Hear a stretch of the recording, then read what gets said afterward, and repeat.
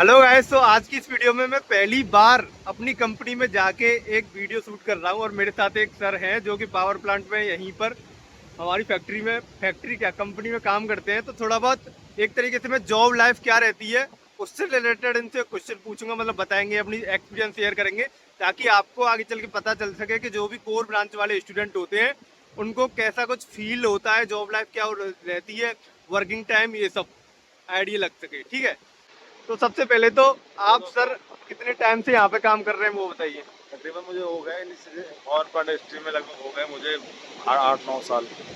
8-9 साल? हाँ जी। 8-9 साल काफी ज्यादा टाइम होता है। तो आप ट्रेनिंग पर आए थे मतलब यहाँ? नहीं, ट्रेनिंग पे नहीं आया था मैं। एक्चुअली मल्टीपल जगह का मेरा एक्सपोजर है।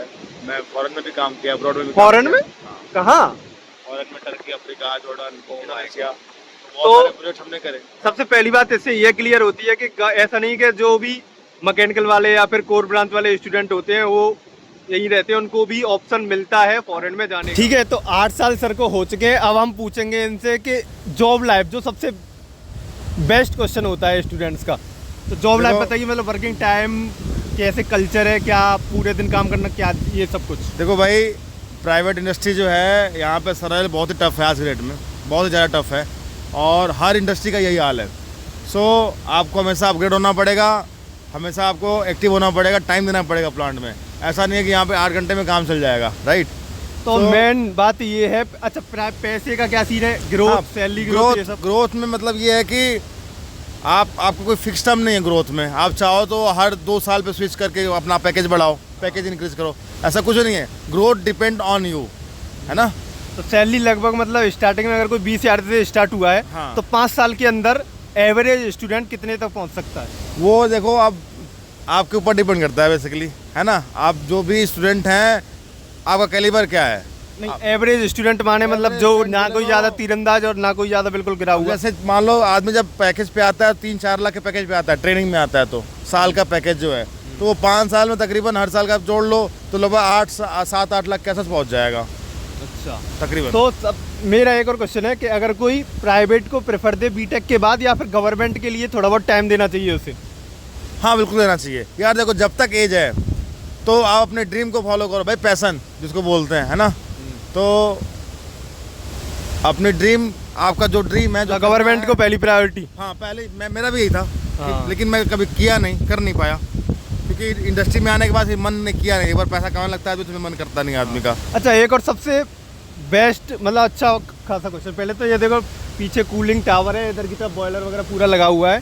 ठीक है, तो हाँ, करना क्या होता है आखिर में? आप ब्रांच कौन सी है sir? Mechanical same branch, okay. सो करना क्या रहता है, काम क्या रहता है? क्या हमें जाके नट बोल्ट कसने होते हैं? नहीं। या फिर मैन पावर को अरेंज, मतलब ये क्वेश्चन। आप एक इंजीनियर हो, आप एक मैनेजर हो, राइट। सो हम लोग मैनेजमेंट का भी कोर्स पढ़ते हैं, राइट। मैनेजमेंट की बुक बीटेक में पढ़ते हैं, इंजीनियरिंग की तो पढ़ते ही पढ़ते हैं। तो आदमी को टेक्निकल नॉलेज के साथ साथ उसको मैनेजमेंट स्किल भी होनी चाहिए, और अगर नहीं है तो उसको इम्प्रूव करना चाहिए। उसकी कम्युनिकेशन स्किल मैटर करती है इसमें, मतलब है ना। अगर हम आज की बात करें तो आज आपको क्या, मतलब क्या आज क्या काम है आपका? Basically normal question. हर काम की प्लानिंग करना, हर मेल का रिप्लाई करना, ऊपर के लोगों से बात करना, नीचे के लोगों को कन्विंस करना, क्योंकि डाउन द लाइन आपको ज़्यादा मैटर करता है कि आप किस तरह से मैनेज करते हो लोगों को, आदमियों को, काम को। काम तो टेक्निकल काम तो है ही है। कोई भी दिक्कत आती है तो सोल्यूशन आपको देना ही देना है, और उस पर दिमाग लगाना है कि भाई कैसा दिक्कत क्यों आ रहा बार बार। मान लो बेयरिंग का वाइब्रेशन बढ़ रहा, पंप में कोई दिक्कत आ गई तो पंप में बार बार बेयरिंग क्यों स्यूज हो रहा, प्रॉपर लुब्रिकेशन हो रहा, कौन सा ऑयल पड़ेगा, किस ग्रेड का पड़ेगा, ये आपको ध्यान देना पड़ेगा। ये फिटर को नहीं पता है कि कौन सा किस टाइप का ऑयल पड़ेगा, किसकी विस्कोसिटी कितनी है ना।